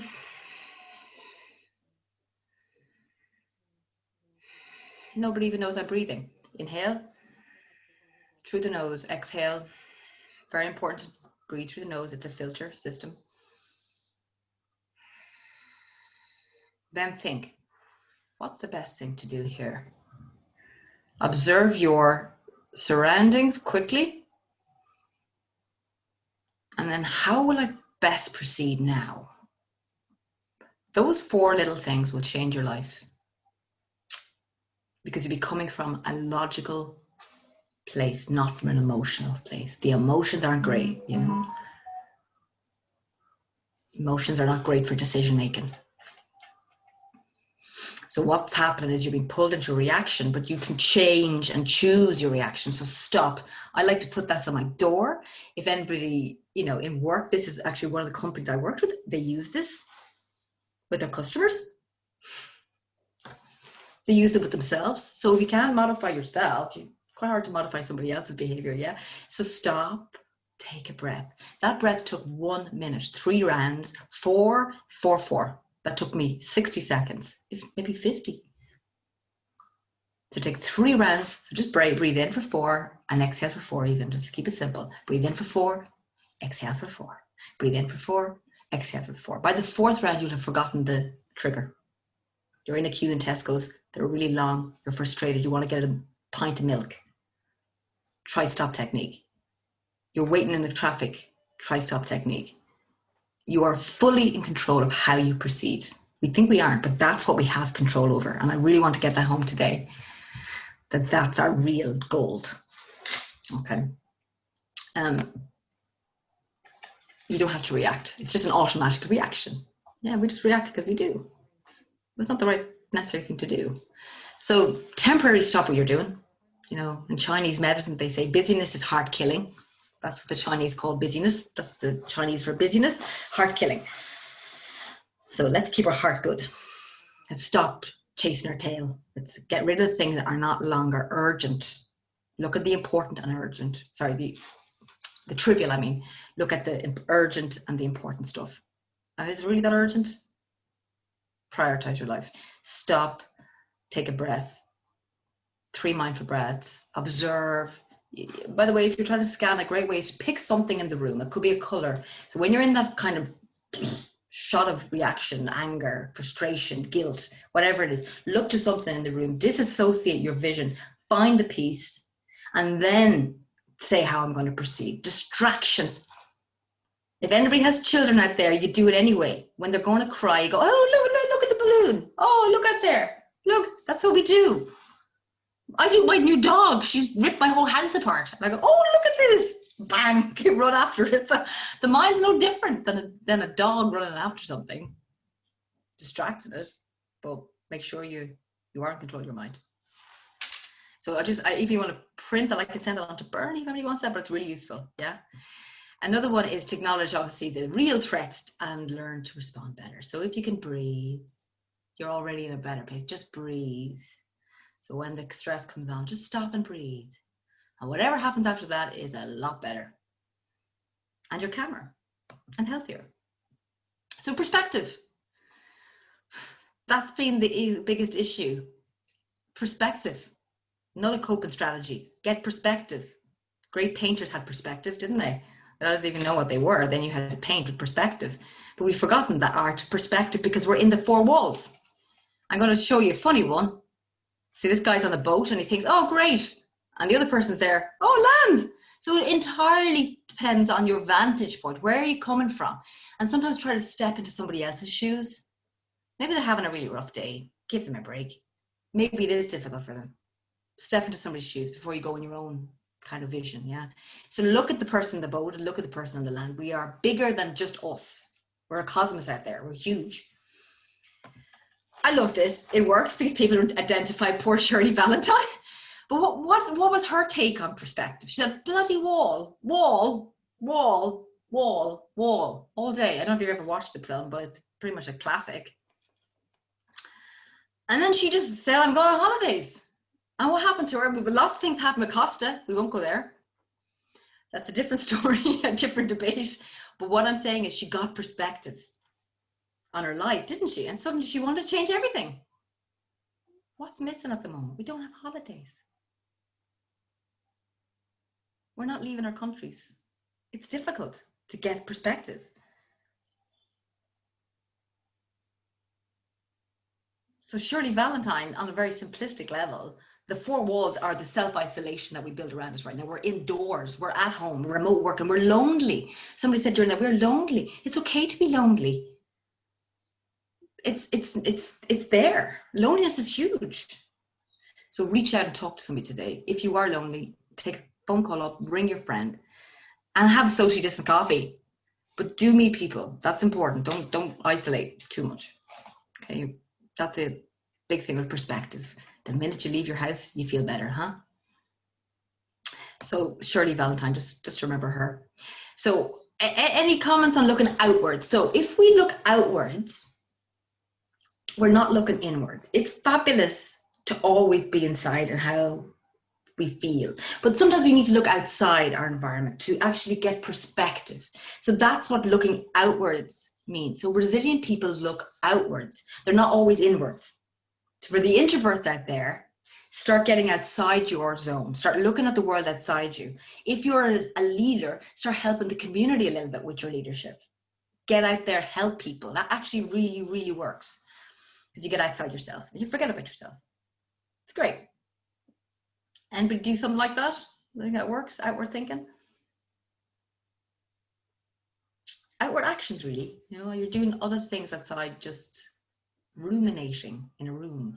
You know, man's biggest fear is to stay alone with his thoughts in a room, they say. Marianne Williamson, you know, we fear that more than ever, to be alone in a room with our thoughts. It's like the biggest thing ever. But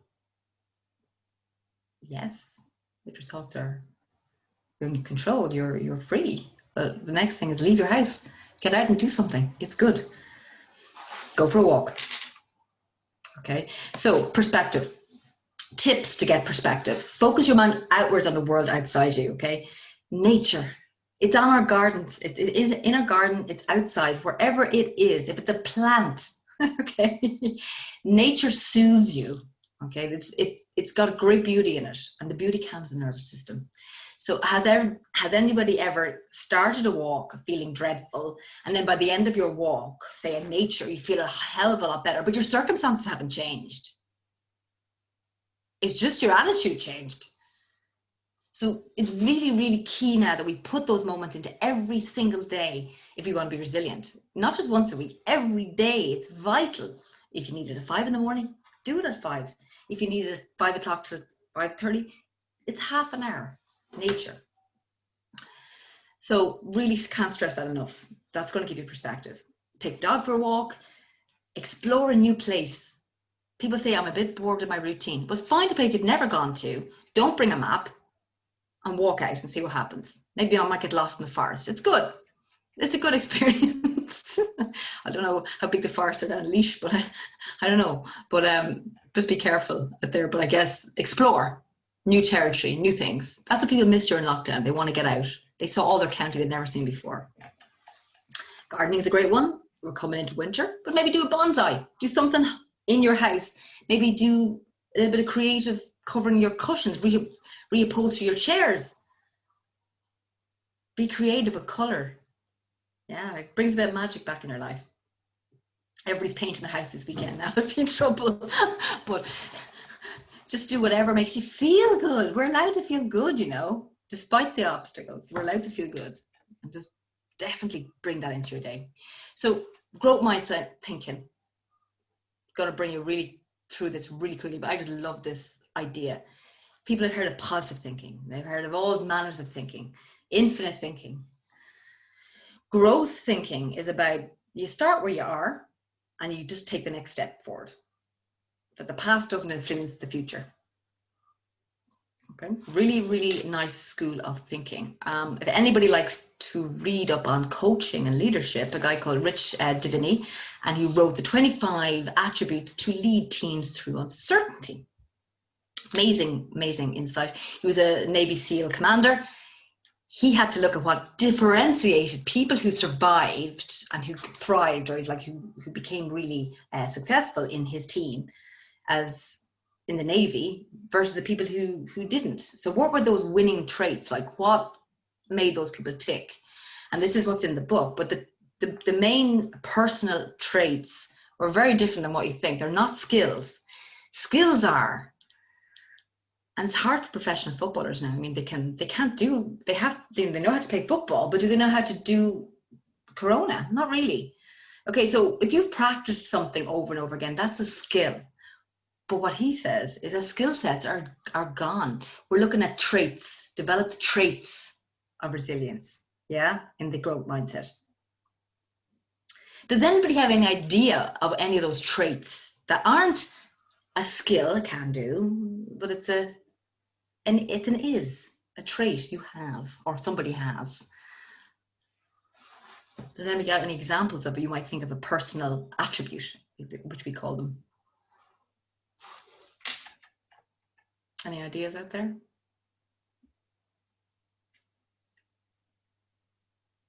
maybe Tom or Eric or Brenda. So when the going gets tough. Got a little bit of chat here. It'll probably come back up here. Hi. Hi. Good to see you, Brenda. Nice to talk to you. Sorry, I only turned on my video there now because I That's fine. No problem. Very shy. Don't worry. Look, the first step is opening up. The first step is doing. Well done. Well done. I think a good personal attribute to have, which I actually feel like I have, is that I have kind of a positive outlook all the time.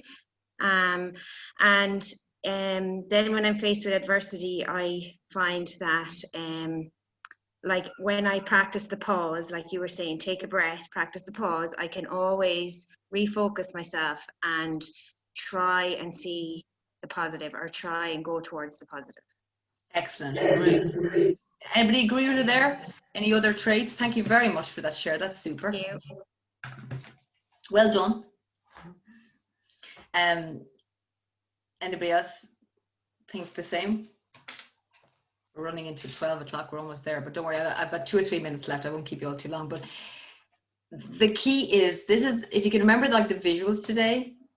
Do you remember the guy who landed the, is it the 747? It wasn't 747.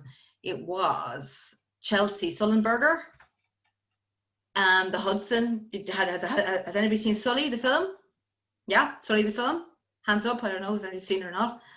Yeah, great. So that's the infinite growth mindset. He has it, basically. Okay, so everything he did that day was unscripted. He didn't look at the past. He didn't look at his manual. He didn't look and ask people. He went completely, wholeheartedly from his gut instinct, which led his rational thought, though, because he was in a calm state before he began.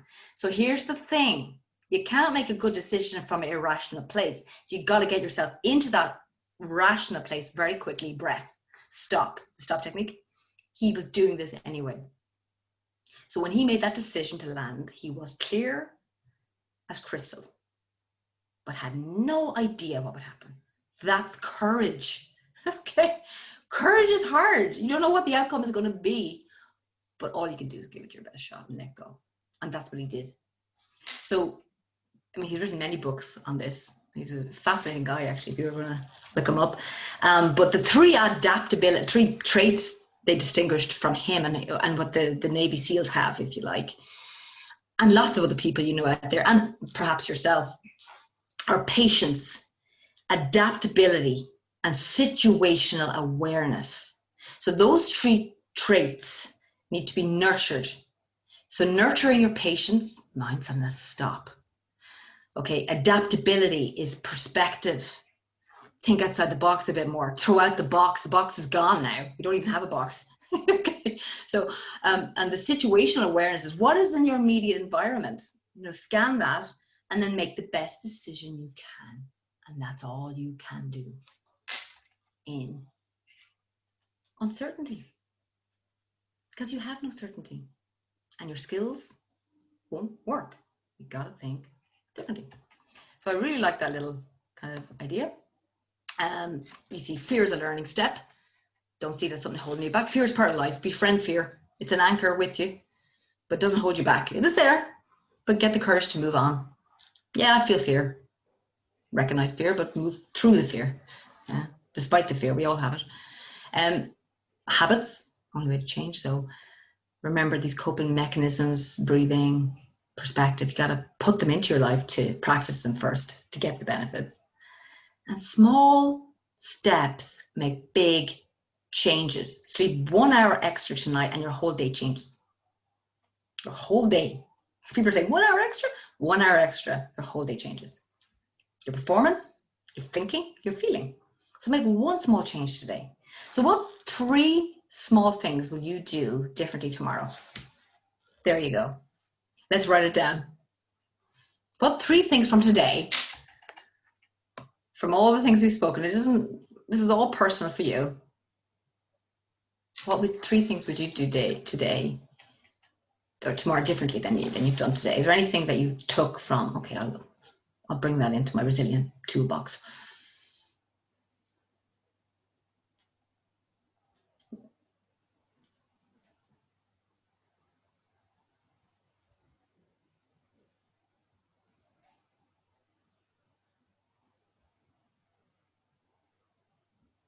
Great. So keep those near you and remind yourself of the things that you've made a commitment today to do. And even if you don't do them all, just do one or two. That change makes huge strides in your life. So yeah, just closing up, I haven't mentioned one aspect of coping and dealing with stress and managing your emotions. And as you said there to me, it was Susan. Sorry, I'm gonna get this right. It's just on the names. It was, I think it was Sarah as well. I know a few of you said that positive outlook is key. I can't stress how important gratitude is in your life. When I mean gratitude is to seek out moments of thankfulness despite a thankless day. This doesn't mean when you're sitting back with your pina colada in the old days and you're on holidays. It's easy to find thankfulness then, isn't it? It's easy to find the good stuff. It's easy to say the sun is shining, there we go. I have nothing to do. That's easy. I'm talking about when the going gets tough. Reach for the next positive, and it takes you straight out of negativity.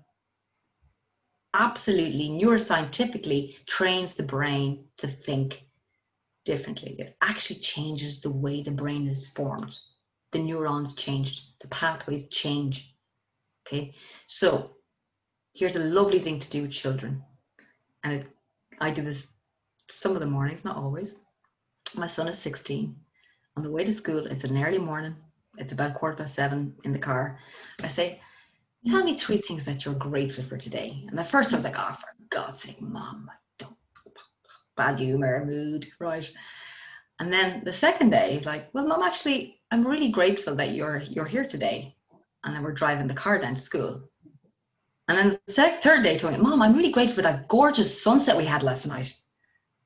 Now, that's training people to be grateful. And I can tell you that my child and me, we smile leaving the car. Whether he was in a place where he woke up in a bad mood, but that lifts your mood straight away. Another way, if you can, bring it into your day, and it teaches your kids and your other halves how to think differently. You know, what have you got to be, not what have you got to be grateful for, which is what are you grateful for today? Okay. Another way, at the end of your day, write down 3 things that you did do well, that you're grateful for. I'm grateful for the lovely hot coffee I had this morning. It was fabulous. The taste, the smells, everything. I was grateful for the parking space somebody gave me. Okay. I was grateful for the fact that I got a new client. I was grateful for the fact that I had a great sleep. There are thousands of those things in our life, but we've just forgotten about them. Bring those back, and there's your resilience. Straight up. So 3 minutes a day. At the end of your day, you can do it. Gratitude, a little gratitude journal, a piece of paper. What went well today? And be thankful for those things. And then they will build tomorrow, because you're leaving your day on a really good high. You're sleeping well. You sleep better as well. Okay. And, the mindfulness aspect, obviously, we've talked a lot about. We've talked about growth mindset, gratitude, perspective. But really, I think Branson says it all, and he's been through the ringer lately as well. But the ability to bounce back really is really the most important trait, any entrepreneur.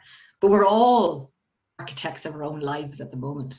Everybody, not just entrepreneurs. So the key is to celebrate your successes, really celebrate them every day. Use those techniques to ground. And first and foremost, give yourself a break. You're doing wonderfully, and just good enough is good enough right now. And that's kind of it today. I really enjoyed the interaction. There's been a lot of people on this, so I apologize if I haven't got individually to all of you, but I think we had a nice discussion. If there's any questions you have, you can put them up now in chat, or if you want to share anything just for a moment or two, I would be delighted to hear you, or any thoughts on today. I hope you found it beneficial. And it just 3 things today. If you took 3 things out of today, that's wonderful. It's better than you did at 10 o'clock. Okay, so well done. Pat on the back. to everybody. And thank you again for all your honest shares and being really honest. And I know we have had frustrating times to go through, so I appreciate that.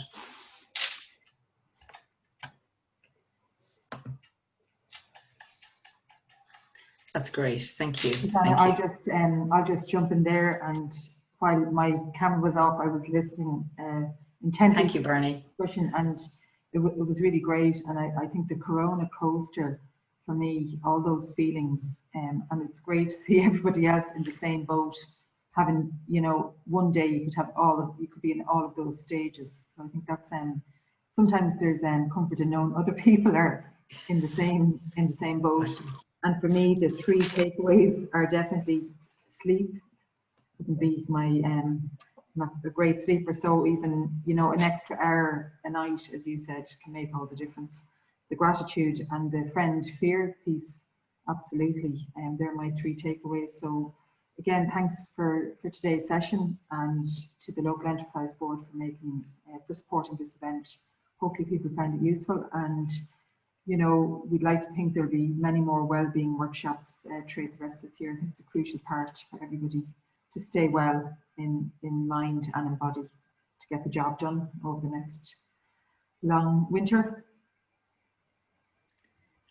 Thank you very, very much, Bernie. I really appreciate everything. So thank you so much, everybody. Great, thanks very much. I'll end the session now, guys. Thank you.